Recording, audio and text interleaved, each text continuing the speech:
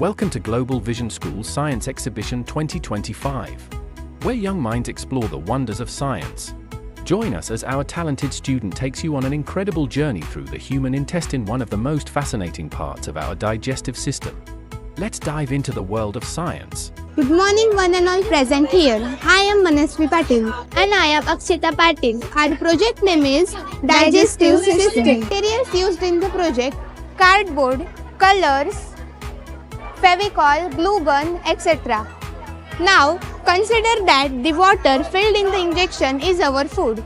Now, we will explain the digestion of food. So, the digestion of food begins from the mouth.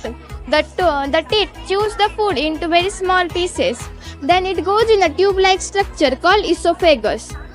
It leads to the pharynx to the stomach. Then it pushes the foods towards the stomach. Next is the liver. The liver is the largest gland in the body. It has rich supply of the blood. Its main function is the storage of glucose. Next is stomach. The large sac-like part in the alimentary canal is known as the stomach.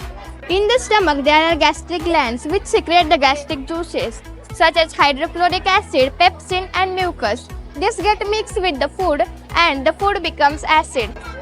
Next is the large intestine. It is 1.5 meter long and only water is absorbed in the large intestine. The small intestine is 6 meter long.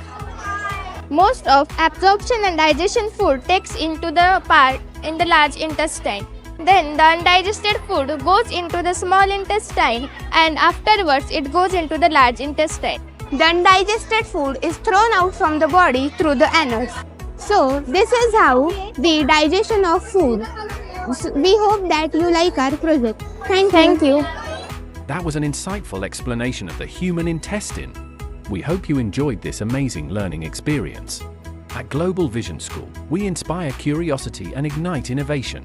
Stay curious, keep exploring, and see you at our next exhibition. Thank you for watching.